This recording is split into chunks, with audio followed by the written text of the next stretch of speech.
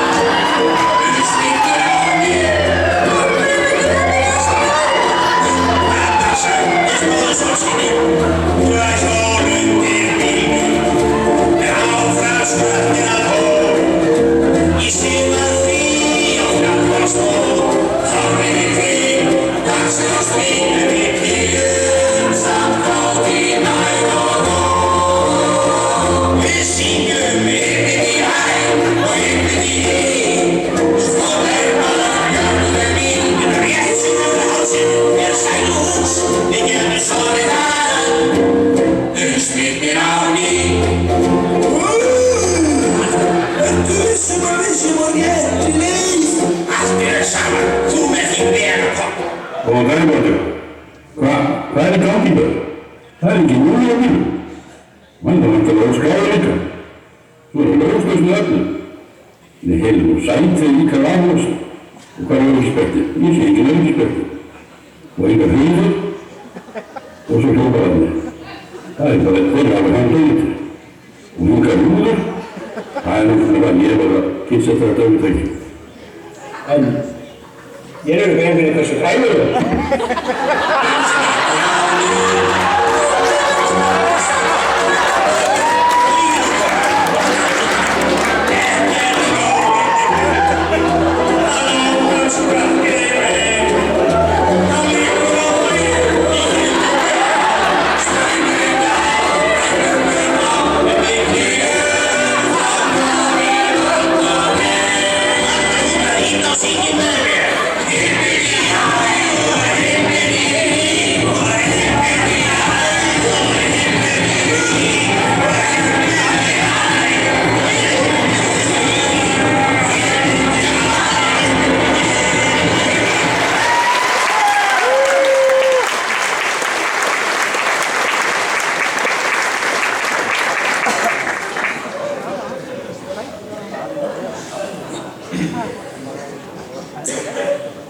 Árni Siggi á Hofi orðinn helsti landnámsmaður sveitarinnar og ræður svo miklu samanlögðu landi beggja vegna Hofsá að Trausti bóndi sefur minna og reykir meira en áður af áhyggjum einum saman. Fyrir margt löngu bjó á Hofi Ljótólfur goði Alreksson og fyrsti landnámsmaðurinn í dalnum og sveitarhöfðingi. Árni Siggi Hofsgoði sló Ljótólfi við þegar hann náði Ytra-Hvarfi undir goðorð sitt og stofnaði eignarhaldsfélagið Hofgrúp í besta 2007 anda enn frekari landvinninga á Austurkjálkan. Það fór lengi vel tvennum sögum af því hver væri að kaupa hvað og selja hvað, en kaflaskipti urðu í þeim pælingum þegar hofsbændur fengu sauðfjárræktarverðlaun. Í fagnaðarlátum á hofsheimilinu skolaðist ýmislegt til og goðinn Árni Siggi greindi þar einungis orðin fjár og verðlaun. Hann spratt undan feldinum, skrifaði undir samning og keypti ytrahvarf, en komst að því eftir undirskrift að sauðfjárræktarverðlaunin væru ekki tæk sem uppígreiðsla við jarðarkaup. Goðorðsmenn á Hofi undirbúa nú að kappi búskap á 2 jörðum samtímis, svokallað fjölbýli í sveit.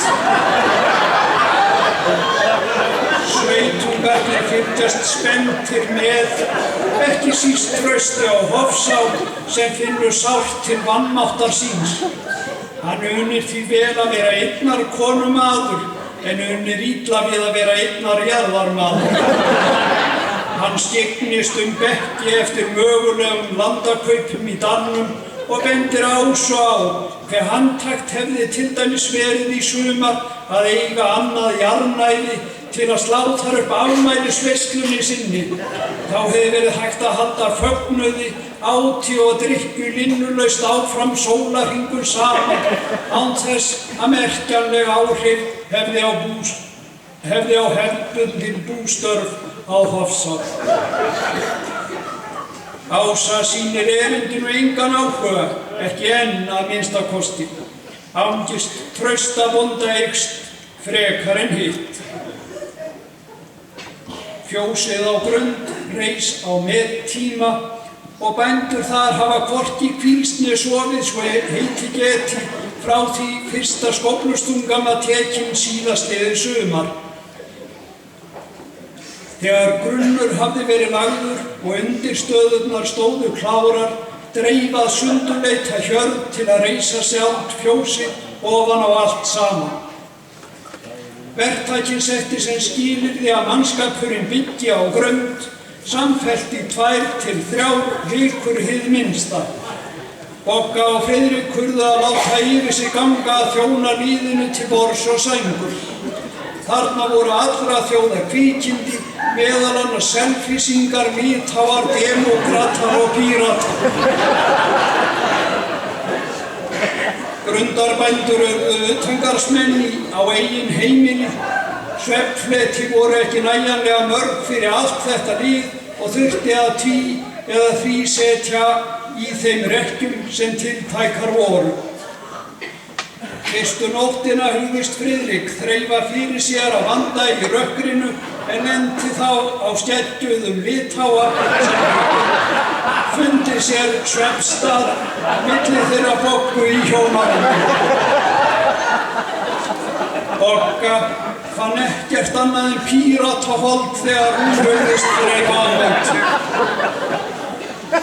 Friðrik krafðist þess að sofa við ljós það sem eftir lifði af framkvæmdatímanum. Eða öllu heldur vaka því að honum kom ekki dúr á auga næstu viku. Bogga svaf ekkert heldur en henni þótti frekar geðsleg nýbreytni að horfa yfir karlakösina í hjónarekkjunni.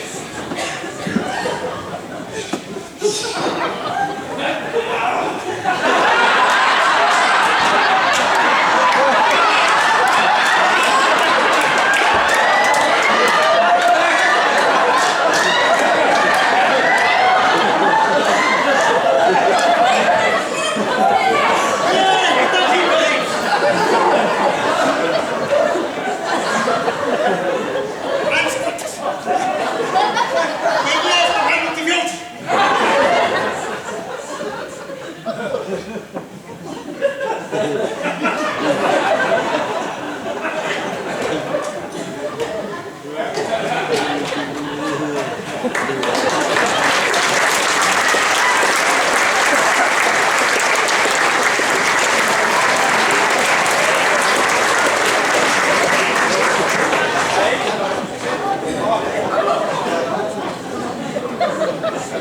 öllu var á botninn hvolft, var þetta sérkennilega sambýli dag og nótt til þess að flýta framkvæmdum við fjósbygginguna svo mjög að næstum tókst að koma kúm þar inn fyrir þorrablótið.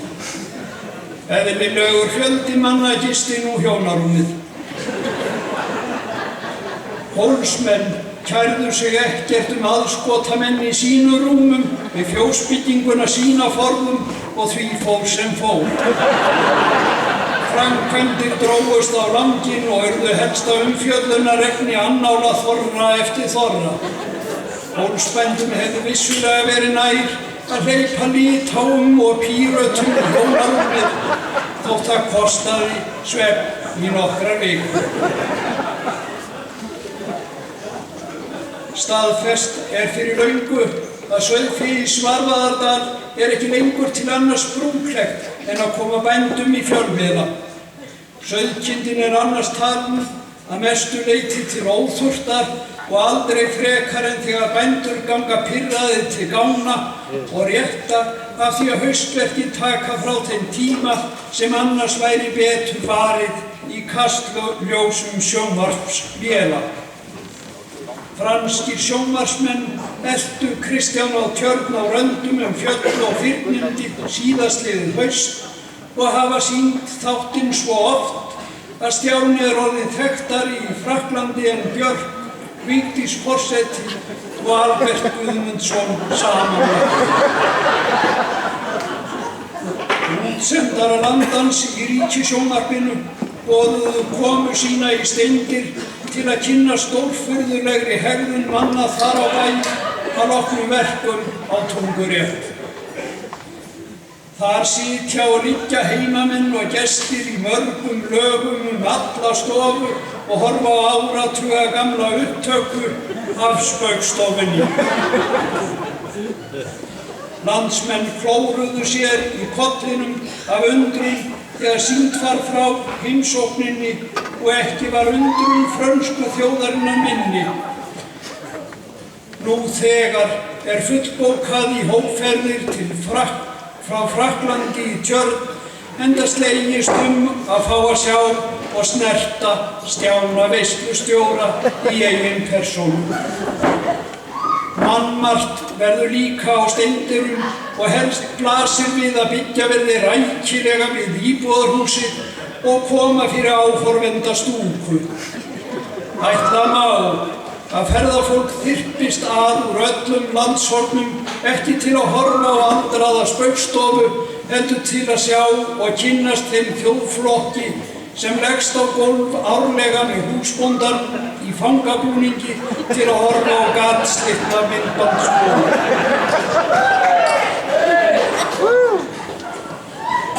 Nú verður greint frá dýralífi og mannlífi í Skíðadal. Dagur á Þverá eignaðist 2 hana sem hann hugði vera góða búbót við dýrastofna heimilisins. Reyndin varð önnur. Hann vissi að hanar gala enda þeim eðlislægt.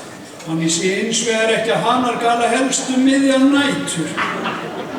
Nótt eftir nótt upphófu hanarnir tónleika á Þverá yfirleitt þegar klukkan var á bílinu 3 til 4. Galið spillti heimilisfriðnum og ekki batnaði ástandið þegar hanarnir fóru að áreita heimafólk, einkum heimasæturnar. Dagur ákvað að stía fuglunum í sundur og færði mástaða fjölskyldunni annan hanan að gjöf. Varla var þurr hvarmur finnanlegur á mástöðum af þakklæti þegar tekið var við gjöfinni. Gefandi lét þess reyndar ekki getið að þaðan í frá yrði ekki sofið á mástöðum nema nóttina hálfa eða þar bil. Haninn sem eftir var á Þverá lét sér ekki segjast og forhertist frekar en hitt.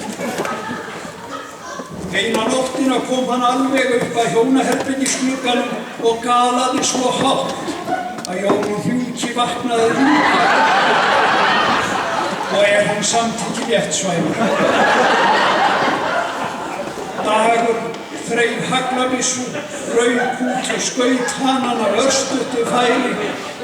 Fuglinn endaði ævina sem kjöthættur, blóðslettur og fíðurský sem steig til himins og barst yfir mástaði á leið út í buskann. Mástaðafuglinn sá fíðurskýið hverfa inn í eilífðina og þar skildu leiðir hanabræðranna í Skíðadal.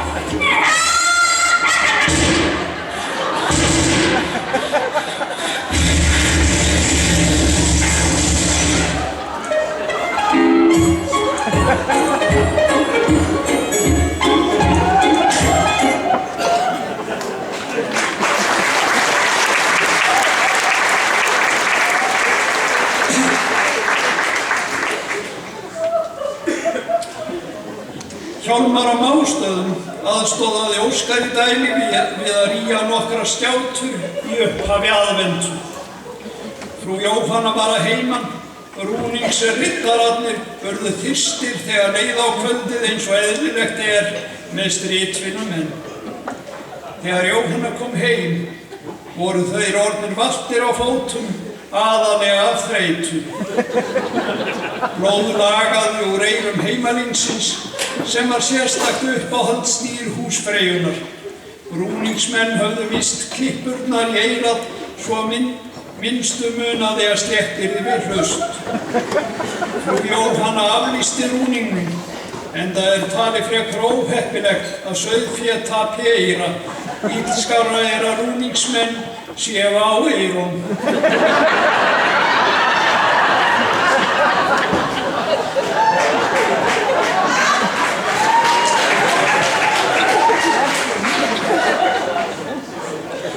Dagur á Þverá og Óskar í Dæli þurftu báðir að bregða sér að bæ í jólamánuðinum og skreppa suður ásamt föruneytum. Þverárfólk fór skömmu fyrir jól en Dælisfólk var syðra jólin. Það samdist að hvor fjölskylda gætti heimilishunds hinnar á meðan. Jóhanna í Dæli bjó sig undir jólin fyrir sunnan með því að velja besta hangilæri búsins og hengja upp í gróðurhúsinu sínu. Þá máttu jólin koma fyrir henni. Það sem hún vissi ekki var að hangikjöt uppáhaldsfæða tíkurinnar á Þverá.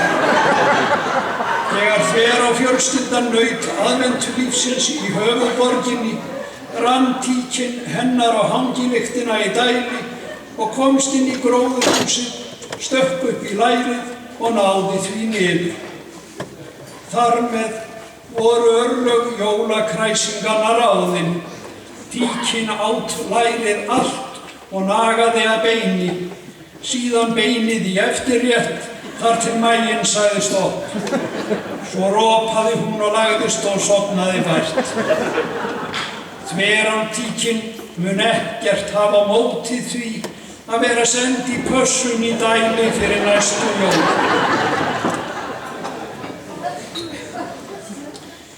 Félag kvikmyndagerðarmanna hefur kært Miriam á Skeiði og Eydísi Knapa í Syðra-Garðshorni fyrir að brjóta gróflega á höfundarétti Benedikts Erlingssonar, höfundar kvikmyndarinnar Hross í Oss.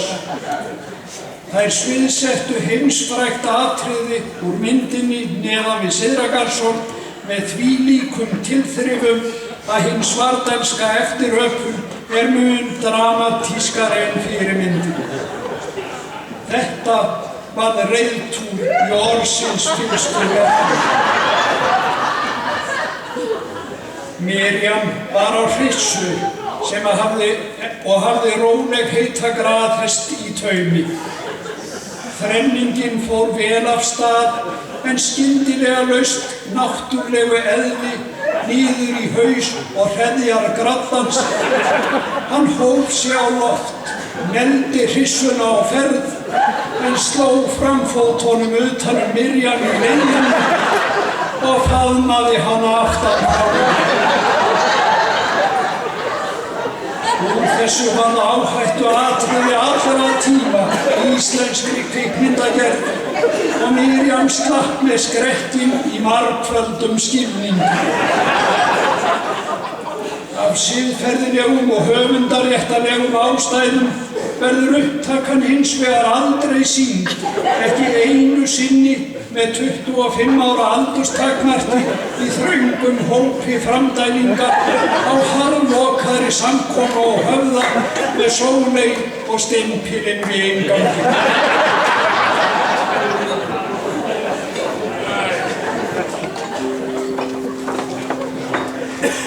Góðir orðgótsgestir, hér eru mjög áríðandi tilkynningar til Svartalinga. Spennin og beltinu fylgist með. Höfum stofnað eignarhaldsfélagið Snjóruðning og tökum að okkur stór og smá verkefni með bros á vör. Við erum sérhæfi að halda greiðfærum leiðum að ferðaþjónustubæjum, Miriam á Skeiði, Þór á Bakka. Ætlum að breyta til og hafa sumarfríið stutt í ár, mjög stutt með að segja, vantar aflýsingamann í 4 mánuði, Gulla og Hjalli Steindór. Kenni mönnum að byrja að reykja, hætta að reykja og falla á reykbindindi aftur og aftur. Nýtt námskeið hefst í næstu viku, skiptið við vanan mann, Trausti og Hofsson. Pepsi-kaupandi ársins 2015 var Óskar í dæli. Hann fær heilt bretti af Pepsi að launum og það endist nú vonandi í 6 vikur. Hópkaup.is. Til sölu þar sem eftir er af snjósleðanum mínum, nokkri boltar og ræri í það bil hálfum haggurspoka, einan dag. Nú ráðum við yfir allfáum hesturinn umfram pólsbúið. Hehehehe. Guðrún á Búrfelli. En nóg að eiga fósturvísa til að komast í sauðfjárræktarfélagið. Ég bara spyr, Dodda Jarlbúr. Nei, auðvitað ekki auðliðin. Sauðfjárræktarfélagið Vestri, svaraði þar. Hvar er húfan mín? Hvar er hempan mín? Hvar er falska gamla 4 gata flautan mín? Hvar er úrið mitt? Hvar er þetta og hitt? Hvar er bláa skiltan trefillin og belti mitt? Ég vissum að það var ekki allt í gær. Dóri er rannsóknarblaðamaður frá Brekku eftir heimkomu úr menningar og skemmtiferð Sauðfjárræktarfélagsins Vestra til Vesturlands. Svartdalskir aðdáendur mínir og stórvinir tekað með veislustjórn, fundarstjórn og forystu á öllum mögulegum sviðum í svartdalsku samfélagi. Fyrstir koma, fyrstir fá. Sigmundur Ernir, veislustjóri ársins 2015. Ég tjá mér ykkur nátt, ekki ykkur, fjármála ástofum. Sigmundur Ernir hvað? Stjáni, veislustjóri 2016. Sérðu töskuna, sérðu flöskuna, sérðu eldinn, sérðu reykinn, sérðu öskuna. Hvar er peysan blá, hvar er pítlan smá, hvar er myndavélin góða og tölvan? Ná, ég vissum að það var ekki allt í gær. Dóri rannsóknarblaðamaður frá Brekku eftir heimkomu úr menningar og veislu sauðfjárræktenda til Vesturlands. Ferðafélagi góðir í menningarferði Sauðfjárræktarfélagsins lýsi enn einu sinni eftir eigendum óskilinuna sem fundust í fjölbreyttu úrvali í rútunni eða leiðarlokum. bjórkassi, spælt egg, myndavél, kuldagalli, afmeyjaður ginnpenni, lítið notaður falskur gómur í æmurhóttum og margt fleira. Gerið nú fyrir mig að heyra þetta helvítis góðsikar. Silvía og Ingólfur duglega litla með flegin sig.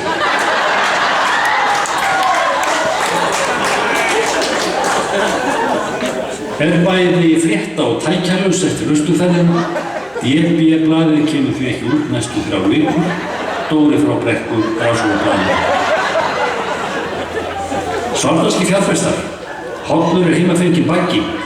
Veiði skakkir og styrkir nýsköpun og frumkvöðarstarfi í Framdalnum að ráðum dáð og milljónum í reiðufé, gras og klórverksmiðjan Grænir Fingur, Ægistöðum. Ekki grasverksmiðjan eitthvað fyrir hestamannafélagið? Ég bara spyr, Doddi á jarðbók. Legg allt undir og kaupi nú hlutabréf í nýsköpunarstarfseminni í Framdalnum. Vegna mikilla annað við fjárfestingar kemur DB-blaðið ekki út næstu 6 vikur að minnsta. Dóri frá Brekku, Rannsóknarblaðinu. Gott og gras landinni betri, steindýrabændur. Ég vökva fósturjörðina þegar mér sýnist, þar sem mér sýnist alltaf æmilega. Yngvi Óðalsbóndi á Bakka. Ég míg líka hvar sem á hvernig sem Bakkabaldur, allsherjarverndari á Ökru. Við Bakkamenn mígum allir þegar okkur sýnist hvar sem staðar, alltaf æmilega. Hjörtur, Næhelgar og Styrkastæðar.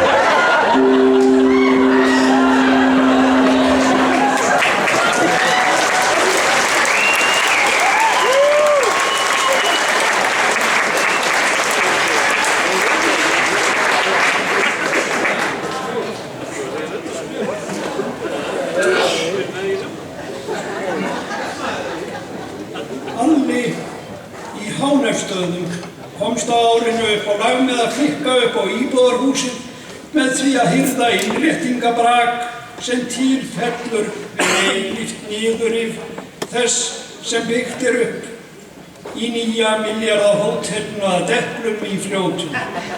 Hann flutti brakið heim í Svarfaðardal, svo lítið var á og brúkaði við endurbætur heima fyrir. Þarna græddust honum flísar úr marmara, borð og skápar úr friðuðum viðartegundum úr frumskógum Amazonsvæðisins í Brasilíu, höldur úr kopar og gullslegnir vatnskranar. Alli og Þór á Bakka voru daga og nætur í Fljótum að setja upp eldhús í milljónaklassa að Deplum, stóð á endum að þegar allt var þar tilbúið og frágengið kom eigandinn, lét rífa innréttingarnar niður, henda út á hlað og panta nýjar og enn flottari. Brak úr eldri innréttingu prýðir nú eldhúsið á Hánefsstöðum og sko ekkert slor. Þar á bæjar eldaður matur í umhverfi sem þekkist ekki á öðru byggðu bóli hér á landi nema ef vera skyldi hjá þeim útrásarvíkingum og fjárglæframönnum sem allra mestu stálu undan í hruninu. Spurningin ekki hvort heldur hvenar fjalla verður eldhúsið á Hánefsstöðum í tímaritinu Húsi og híbinum og Danskap og Beðre.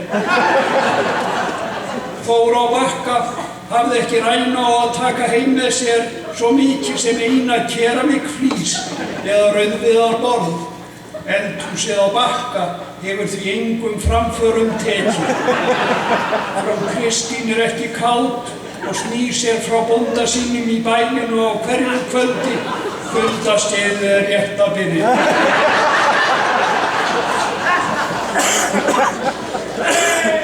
Móðurfélag hússins á Hofi, Hof Group, réðst í það verkefni að fegra ögn á höfuðbólunum.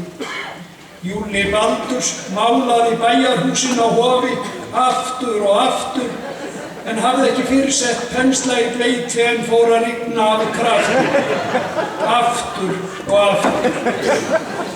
Alltaf málaði Júli og alltaf rann málningin af í næsta umhelgi.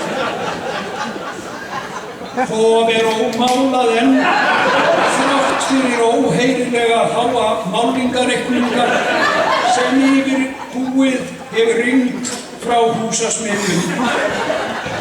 Penslar verða teknir fram á ný með vorinu og þá fer að rigna líka málningarreikningum.